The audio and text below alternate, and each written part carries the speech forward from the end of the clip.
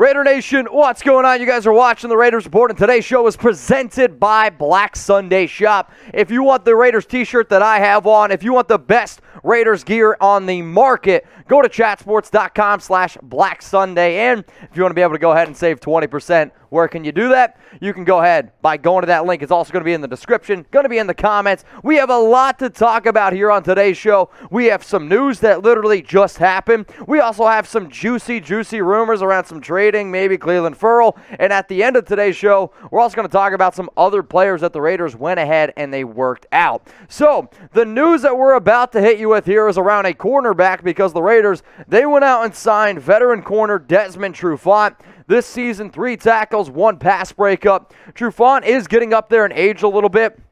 He's, I believe, 30 years old as it stands right now. According to PFF, a 70.4 overall grade, 72.8 run defense grade this year, and a 67.7 coverage grade. Now, he's played in only about 50-something snaps this year. We'll see what this means. The bigger translation is this. The Raiders also worked out some other guys who we'll get into, but this might mean bad news for Trayvon Mullen. It might mean bad news for Damon Arnett. Both guys are injured. But Desmond Trufant, welcome to the Silver and Black. All right, y'all, I got 4 rumors that we're going to cover here on today's show, and the first one's coming in. Derek Carr playing like Kurt Warner. I'm going to give this one canceled Chucky head, and I'm going to say it's a small shred of truth. So I always circle the internet. I'm like, all right, what are the most trending topics going on right now? And I saw Peter Schrager of Good Morning Football compare Derek Carr to Kurt Warner. And Carr is having a very good season, saying he's one of the best statistical seasons ever. The issue is this. I personally believe that Kurt Warner is one of the greatest quarterbacks of all time, especially when he was at his peaks, whether that was 1999, 2001, or even a little bit later on in his career. This is me not ripping on Derek, and he is having a good year. In fact, I love how everyone calls Derek Dink and Dunk Carr. Yep, Derek Carr right now leads the league with 18 completions of over 20 yards. Leads the league with 603 yards of completions over 20. And then 17 big-time throws. What does that mean? Throws over 40 yards. I mean, this guy is absolutely killing it. But here was the exact quote from Schrager. Derek Carr is throwing the ball better than he ever has before. I know it may sound blasphemous, but the way he's been throwing the rock with anticipation and trusting his receivers this season, there's some Kurt Warner there. Now, I'm going to show you the Derek Carr's stats for this upcoming for the year. He's got a 64.2 completion percentage, 1,946 yards, 10 touchdowns, 4 interceptions. I'm not sitting here saying that Derek's numbers this season compare to Kurt. I actually just don't really know if Warner and Derek are even kind of close to the same quarterback. But I did want to do a deep dive, look at some career stats here. So if you guys could, I think if you took a screenshot of this, put it on Twitter, put it on Instagram, it is kind of interesting. Through games, it's pretty similar.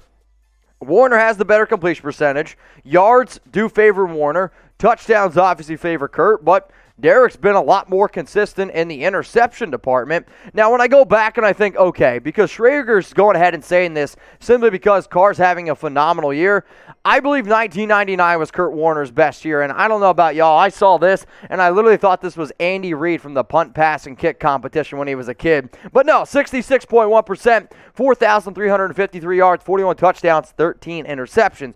Right now, Derek Carr is on pace, and this is a 16-game season. Why? Because they only used to play 16 games, for 64.2% completion percentage, 5,189 yards, 27 touchdowns, and 11 interceptions. I get the idea that you want to compare people to Hall of Fame players. However, when I saw this comparison that Derek Carr is playing like Kurt Warner, my mind instantly, and I meant instantly, went to, is Derek Carr a Hall of Fame type of quarterback? We will see going down the road. He's playing very well, especially behind that offensive line. But I'm going to go ahead and I'm going to ask y'all, will Derek Carr make the Hall of Fame? I want you to go ahead down in the comment section right now on YouTube and either type H for Hall of Fame, or I want you to go ahead and type Pump the Brakes.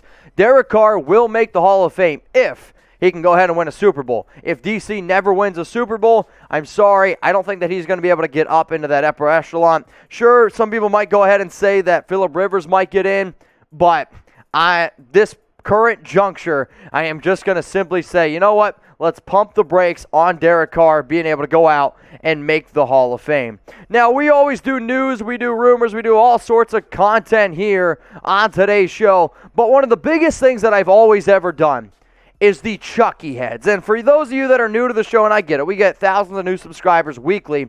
We do Chucky Heads here to be able to break down what a rumor is necessarily, right? So one of the things that I want to go ahead and do is create a new rumor scale. So you guys can see right over here, I gave this one canceled Chucky. Well, John Gruden, the emails, I'm not doing the Chucky Heads anymore. On my Instagram, at MitchellRens365, you have an opportunity right now to decide whether or not I keep the Chucky Heads or I get rid of them. There was a poll on my IG. Depending on how that goes, it's going to be up there for the next 24 hours. If it's votes, yes, keep the Chucky Heads, I'm going to keep them. If the votes come in no, we're going to go ahead, we're going to change it up, and then decide to go something no. So what do you think here? Should I change the Chucky Heads, type C for change, or I want you to go ahead and type K for keep? I've seen most of the votes come in. If you want to also get your 2 cents in, I guess, on the live poll, I see 76% change, 24% keep. Come on, let me know. Let's go to the next story here. Brandon Facyson playing over Amik Robertson. I'm going to give this one 2 canceled Chuckies, and I'm going to say it's pretty likely that it ends up happening. In Week 6 up against Denver, Amik Robertson got the start, and he was by far my biggest loser in this game simply because he got roasted on that first drive, gave up a touchdown, then he ended up getting benched essentially. Facyson ends up coming in, playing 59 snaps. The reason why I think he has an upper echelon chance is he played the past 3 seasons with Bradley, and he looked really good on special teams, and he looked like he had some spark out there. He also had an interception in this game. Now, I could see the Raiders saying, okay, Amik, he had a hell of a game up against Mike Williams, which he absolutely did in Week 4. Actually thought he played pretty well in Week 5 as well. But for Week 6, as much as he struggled, he is a little bit of a smaller corner, where Facyson, he's big, and he's one of those longer, lanky guys like Gus Bradley likes at 6'2", 197 pounds. But when you ball out, I think that you deserve a little bit more opportunity. So don't be surprised if Amik and Facyson end up splitting some reps. But what do y'all think? That's what the show's about here. BF for Brandon Facyson or AR for Amik Robertson? Who's the better corner? Who's the guy that you'd rather have out there on the football field? Let me know down in the comments. Now, here's a quote from Rich Bisaccia, which I liked. We got Facyson 2 weeks ago. His first week up, he dressed. He played in the kicking game and did a good job for us playing out there. The punt return, played on kickoff, and he had a good week of practice. He's got a little bit more length out there and showed up. Now, I like that quote a lot from Bisaccia, and I actually think that's also a reason why Facyson is going to benefit. What was Bisaccia? The special teams coordinator. That's where Facyson originally started making his plays for this team. So Bisaccia's been watching him very, very closely, and you could see he started to trust him, and also so did Gus Bradley. So I'm telling you, don't be surprised if he starts getting a little bit more reps. Now, I'm genuinely curious because I'm going to be in Las Vegas this weekend, and I want to know from everyone watching right now, to the 1,120 people watching this live, what's the best place to watch a Raiders game in Las Vegas? Let me know down in the comments section. Best place to watch a Raiders game in Las Vegas. If you want to watch the Raiders with me and the Chat Sports team, then I want you to do this. Go to the blackholeevents.com because I'm going to be hosting a watch party. And if you want to be able to come on the show, literally live on the Raiders Report when they score a touchdown, we're going to be screaming, show me those TDs. We're going to be drinking some Fireball and beer. Join me at Red Tail at Resorts World. Right now, Resorts World is the most popular hotel in Vegas. It's going to be absolutely insane. I have a few exclusive tickets as well. So, if you watch this, you're like, yo, Mitch, hook me up with those exclusive tickets. Hit me up on Instagram, MitchellRens365, or just go ahead and book your tickets right now. TheBlackHoleEvents.com, code Mitch, 10% off. Oh, yeah, we're also going to be there every single home game, so there's all the tickets there. Book in advance. Chiefs game, Bengals game, Washington game. Book in advance. January 9th, we'll be there. All right, the next story coming up here is around Josh Jacobs. And is Josh Jacobs the biggest problem on this team? I'm going to go ahead and give this one 0 canceled Chuckies. Tuck rule, tuck that. I understand the idea of being able to make content. And far too often you have these people who have no idea what they're talking about. Cough, cough. Chris Broussard. If you haven't seen what that man said, it's a perfect example of why you should never watch ESPN or FS1, any of those. It's garbage. But Bleacher Report, they put out this article. Maybe they made the title because it's Halloween right around the corner. I'm not sure. But it was one question still haunting every NFL team. They said right now the thing that's haunting the Raiders is Josh Jacobs not playing the way he should. And they ask, when is he going to get back to form? Because, oh my goodness, Jacobs is averaging only 3.3 yards per carry. Bleacher Report, tell me that you haven't watched the Raiders game without actually telling me you haven't watched the Raiders game. And I get it. If you look at just 3.3 yards per carry, you're going to be like, oh no, Josh Jacobs stinks. Well, how about this, y'all? Is Josh Jacobs the thing haunting the Raiders this year? Y for yes, N for no. And I know every single person right now is going to type N for no. Because you have to be an absolute imbecile to sit here and tell me that Jacobs is the reason Jacobs is the biggest thing hurting this team. No, of course he's not, right? He's still a good running back. Is he battling some injury issues? Yes.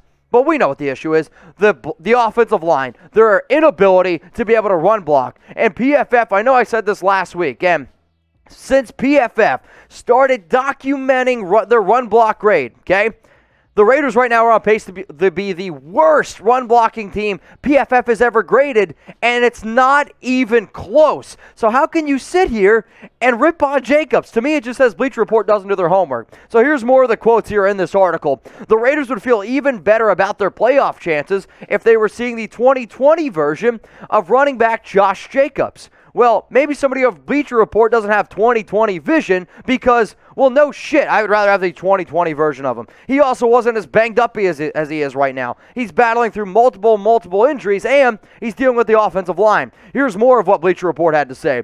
While the Raiders have gotten fine contributions out of Peyton Barber and Kenyon Drake, primarily as a receiving back, their ground game has suffered. Las Vegas entered Week 6 ranked 31st in yards per rush and 29th in rushing yards. Jacobs came in averaging just 3.2 yards per carry. Jacobs again averaged just 3.3 yards per carry against Denver. I love that they brought this up. While Drake averaged 8.5 yards, albeit on 4 rushes. Sure, you're going to put out all these stats, but what about the entire season? You're going to rip on Jacobs and you're going to hype up Kenyon Drake. Yep. Drake's averaging 3.3 yards per carry. And then, okay, you want to talk about Peyton Barber. Barber's had one good game, and he's averaging 3.9. So instead of pointing the finger at just Josh Jacobs, you got to realize it's more of a offensive line issue, not just a Josh Jacobs issue. So to say that that's the biggest haunting issue, the biggest haunting issue is the article that not only you published, but your editor said, yeah, let's go with that. Now, I'm a little bit fired up right now, and I apologize. Luckily, we got some high-quality shirts from Black Sunday, so you can't see me sweating. But if you are planning on going to Las Vegas this weekend, or you just need some brand new Raiders gear, I know Christmas is 2 months away, but it's going to get here a lot quicker than what you think. Maybe a birthday gift. Raiders gear from Black Sunday Shop is the perfect gift. And if you want to get the hookup, go to chatsports.com/Black Sunday. I'm going to say it again because it's going to be in the comments. It's going to be in the description of this video as well. You got to go to chatsports.com/Black Sunday and use code Mitch to be able to save 20% off. The code works on hats. It works on bandanas. It works on all of their gear. But I really personally like the t-shirts. So one more time, y'all, chatsports.com/Black Sunday. Code Mitch. That's going to get you 20% off. Now, probably my top story on today's show, minus the news around the Raiders signing Desmond Trufant, is the trade rumor that I saw going on around Clelin Ferrell. And this is kind of an interesting thing from top to bottom. So one of the things that I'm going to go ahead and ask y'all is around Clelin, do you guys really anticipate maybe Clee end up, I don't know, getting traded? Do you think, will the Raiders go ahead and trade Clelin Ferrell? Let me know down in the comment section, because Clee's one of these dudes that obviously the Raiders drafted number 4 overall in the 2019 draft. And I can understand some confusion around here. So when I get asked, hey, is Clee going to end up getting dealt? I'm going to go ahead and I'm going to say, well, I'd probably give it 3 canceled Chucky heads, and I do. I think that is pretty likely that Ferrell ends up getting dealt. Now, why am I talking about this? Because the NFL, they released an article about 9 players that they believe are the most likely to get traded. And what I did was I found the article, and you're literally going to see word for word from NFL.com. Ferrell has played in 30 NFL games, and he's failed to log a sack in 26 of them. Unfortunately for both him and the Raiders, he's having even less of an impact this season than he did in either of his previous 2 campaigns. He was a healthy scratch against Baltimore in Week 1. And while he's played in all 4 games since, he has yet to participate in more than 30% of the team's defensive snaps in any contest in 2021. He's also notched just 4 pressures this season per next-gen stats and 0 quarterback hits. Perhaps a change of scenery would be good for him if he's there as a team out there that believes it can unlock the potential that made him the 4th overall pick in 2019. Now, I'm going to go on record right now and say that I think if the Raiders could get a 5th-round pick, I would take that trade. Does it suck having a number 4 overall pick and all you get is a 5th rounder a few years later? Of course. But Clee, I will give him credit. I thought he was probably the best defensive lineman on the Raiders last season, but he just hasn't been a good fit with Gus. When he has been on the field this year, he has not played well whatsoever. If the Raiders can get a 5th-round pick for Clelin Ferrell, I would take it. Obviously, if you can get a 4th or 3rd, that's great. Let me know what you guys would want for Clelin Ferrell in a trade. Now, when I started this show off, I didn't really anticipate on a Desmond Trufant signing. That one literally happened like spur of the moment. What I did anticipate talking about is some of the dudes that the Raiders ended up working out today. The first name, y'all know this one, DJ Hayden, drafted number 13 overall in 2013 by the Raiders. Here's the thing, y'all. DJ Hayden is washed, and I mean washed.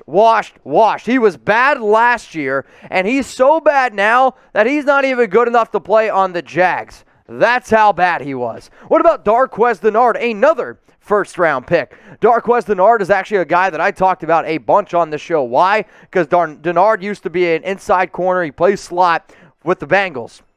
Paul Gunther. That was always the connection I used to make. However, now, I don't know where they anticipate playing him because he's definitely going to be just depth, and he's definitely not going to get on the field over Nate Hobbs. Another player, DJ Fluker. He started in 16 games last season for the Baltimore Ravens, and I can understand the appeal here. The biggest issue is this. He signed with the Miami Dolphins. They released him earlier in the offseason on a contract, and I don't remember the exact verbiage, but they did it simply because he wasn't 100% healthy. Do the Raiders need some help on the offensive line? Yes, they absolutely do. Also, I can't remember the last name. I'm going to scroll down real quick. The Raiders also worked out a defensive tackle.